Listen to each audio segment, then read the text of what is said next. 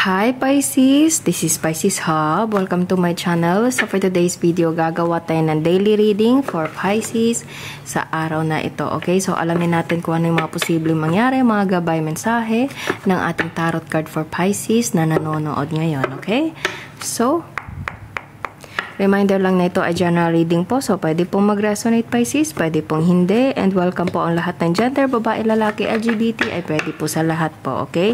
Feminine or masculine na energies na lalabas sa ating cards ay pwede po sa lahat. Kahit sino, basta tugma, take lang, okay? And this is a timeless reading. So, kahit anong araw, buwan, taon, basta tugma sa'yo, take lang. Okay? Pag hindi, huwag pong ipilit. Okay? So, alamin natin kung ano mga posibleng mangyari, mga mensahe ng ating tarot card for Pisces sa araw na nanonood ngayon. Ano po yung message niyo po for Pisces sa araw na ito? Mga gabay mensahe, mga posibleng mangyari for Pisces sa araw na ito. Oh, okay. So, there's a Two of Swords. There's something na blocking Pisces, silent treatment, okay?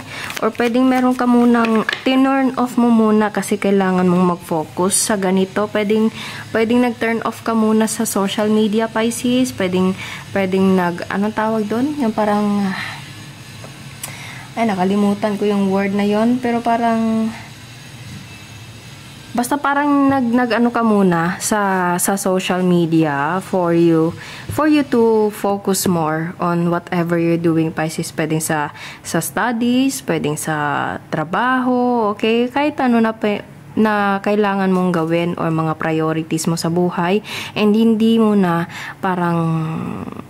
ka muna nag-spend time sa social media po, okay? So, pwede pong ganun. Or, pwedeng you're dealing with someone na parang blinak mo, hindi mo kinakausap, okay? Or hindi ka nag-uusap.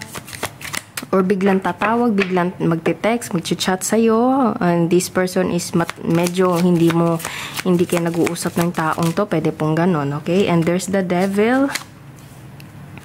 Pwedeng ito ay someone na you're dealing, yes, as I said kanina, it's either blinak mo siya, hindi mo siya kinakausap, pwedeng ngayon, or pwedeng nung nakaraan hindi kayo nag-uusap, and pwedeng bigla siyang mag-chat sa'yo, okay, magre-reach out sa'yo kung kailan meron kang pinagkakabalahan, pwedeng nag-focus ka sa buhay mo, nag-focus ka sa mga ganitong bagay, and parang unti-unti mo siyang kinakalimutan, and ngayon, posibleng magpaparamdam ulit siya sa'yo, Pisces, pwede pong ganun, okay?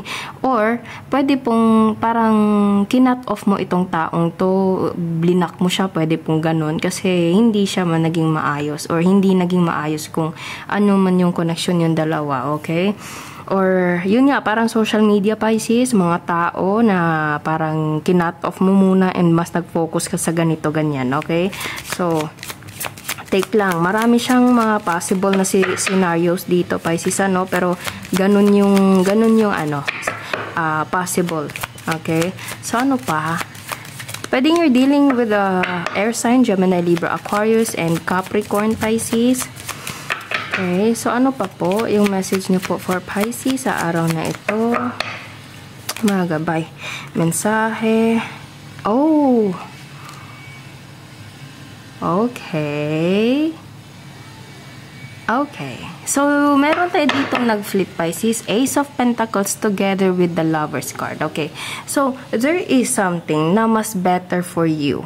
Okay. It's either yung sinabi ko kanina parang kinat off mo. It's either this person is hindi mo kinakausap dati and magbabalik, or kinat off mo siya and mas nag-focus ka sa mga importante. Kahit alin man doon, merong better na para sa'yo, Pisces, which is Ace of Pentacles. Nakikita nyo, ang laking coin na ibinibigay sa'yo, Pisces. Ito yung deserve mo. Ito yung nakalaan sa'yo, Pisces. Ito yun. This is what you wanted, okay? Ito yung para sa'yo, okay? And it comes from a person, or makukuha mo ito, or makakaramdam ka ng ganito, mararamdaman, it's either this is a physical gift, okay, anything na kumbaga investment or something like yung parang parang value, okay? Mas mataas yung value, mas mataas yung respect, okay?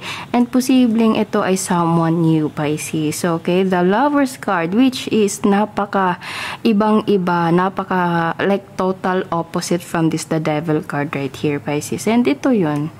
Ito yung para sa'yo. Okay? Kung sino man itong past person or you're currently dealing person na kinut off mo, ipagpatuloy mo yun.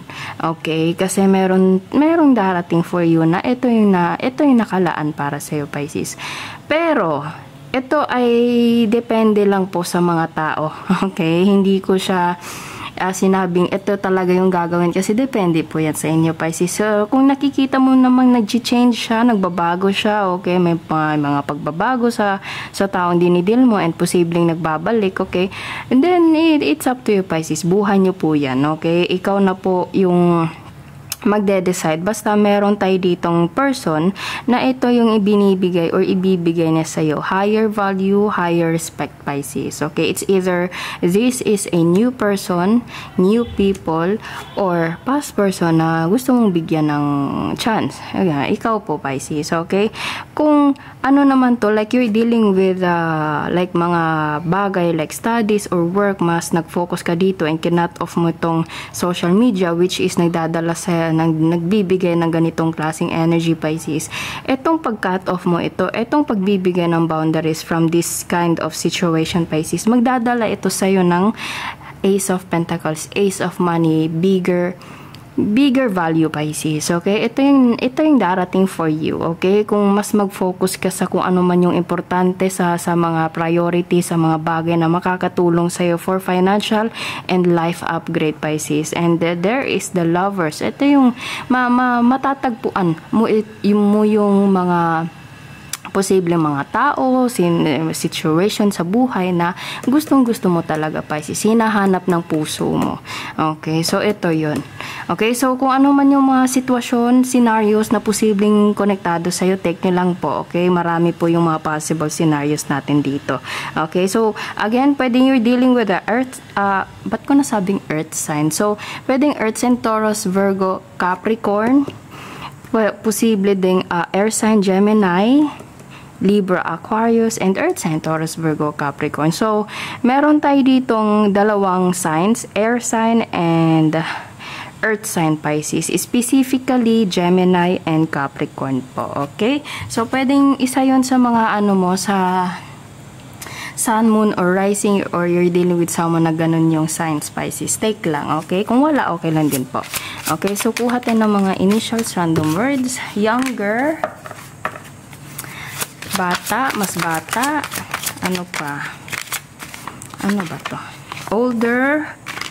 Oh, there's a, Pisces, there's a age difference.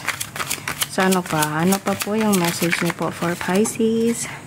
Text, chat, as I said kanina, yan Pisces, sinabi ko kanina. Posible merong mag-chat or magte-text. Okay, so ano pa?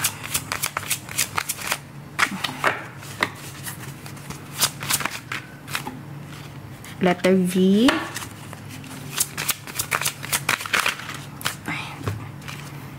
G. Scent. Meron tayo ditong scent. Pabango. H.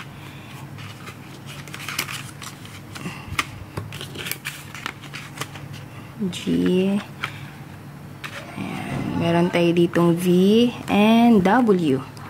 Okay, so yung initials natin, Pisces, is V, W, H, and G. And then, mga random words na posibleng konektado is older, younger, text or chat, and then there's a scent right here. Okay? So, yun po ang ating reading for Pisces sa araw na ito. Naway nagustuhan niyo po. Huwag niyo po sanang kalimutan na mag-like at mag-subscribe po sa ating channel and click the bell button para ma-notify po kayo sa next videos na i-upload natin. Okay? So, thank you, Pisces, and God bless!